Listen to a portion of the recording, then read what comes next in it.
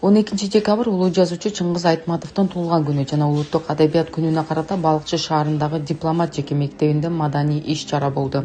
Анда окуучулар Айтматовдун чыгармаларынан үзүндү аткарып, ыр окуп, бий бийлешти. Айтматовдун чыгармаларындагы эпизоддорду аткарууда окуучулар каармандардын образдарын көрсөтүүгө аракет кылышты. Окуучулар, мугалимдер, жазуучулар катышкан иш-чарада кыргыздын улуу инсандарынын сүрөттөрү, эмгектери көргөзмөгө коюлган. Эми Айтматов деген bu ruhani materik, ruhani dünyadagi materikta bu mындай жазуучулар эч качан эскирбейт. Улам заман оошкан сайын, мезгил өткөн сайын жаңы кырлары, сырлары ачыла берет Айтматовдун чыгармачылыгынын. Эми Айтматовдун чыгармачылыгын боюнча изилдөөлөр аябай эле көп. 100-тен ашык диссертация, 50-ге жакын монография. Бирок ошолордун баары биригип Айтматовдун көркөм философиялык дүйнөсүнүн бир 10дон бирин дагы ачылык да мен жекече оюмча. Кыргыздын улуу инсандарын даңазалап, даңктоо, мектеп окуучуларын тарбиялоодо, аларда мекенчилдик сезимди ойготууда чоң салымы бар. Аталган жеке мектептин ачылганына 3 жыл болду. Бирок бул кыска убакытта мектеп окуучулары Чыңгыз Айтматовдун чыгармаларынан эпизод аткаруу аркылуу эл аралык сынактарга катышып, алдыңкы орундарды багындырганга жетишкен. Алматыга бардык. Ал жакта дагы илимий конференция болду. Мухтар Шаханов менен Чыңгыз Төлөкулович Айтматовдун экөөнүн достугун эле эмес, эки мамлекетти бириктирген алтын көпүрө десек да болот. Экөөнүн достугу, ошонун алкагында бизде илимий иш-чара болду. Мамлекеттер арасындагы ошо Кыргызстандан биздин дипломат мектеби барды.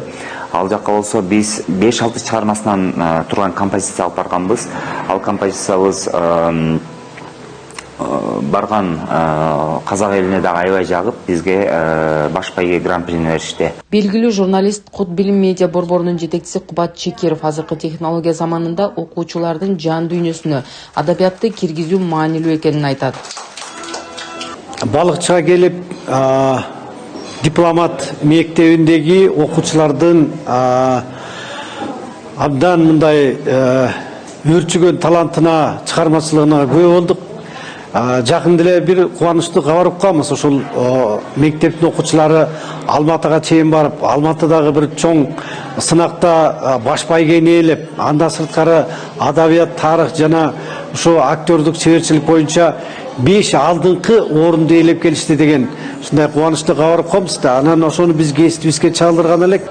Ушинтип Дипломат мектебиндегидей чыгармачылык өркүндөп турса, биздин азыркы учурдагы жана технологиянын мындай басымы болуп аткан учурда балдарды ушундай көркөм эстетикалык мындай тарбиялоо, көркөм чыгармага көбүрөөк ынак кылуу биздин балдарыбызды мындайча айтканда жанагындай технологиянын кулу болуп калбастан алар ушу мындай жалпы адамзаттык касиеттерге тарбиялаганга жакшы мүмкүнчүлүк берет деп ойлойм. Улуттук адабият күнү Кыргыз өкмөтүнүн чечими менен Кыргызстанда 2011 жылдан бери жыл сайын 12 декабрда белгиленет. Майрам 1928 жылдын 12 декабрында төрөлгөн адабияттын белгилүү классиги Чыңгыз Айтматовдун элесине арналган. Анын китептери көптөгөн тилдерге которулуп, чыгармалары боюнча 10дон ашык фильмдер тартылган, спектакльдар жана опералык чыгармалар коюлган. Ошол эле убакта Айтматов чындыгында улуттук кыргыз жазуучусу. Анын чыгармаларында салттуу эпостун образдары көп кездешет. Жазуучу заманбап интеллектуалдардын улуттук маданиятын сактоону милдет катары көргөнү белгилүү. Өзүң кара, карай бер. Мен жөн эле тамаша кылдым.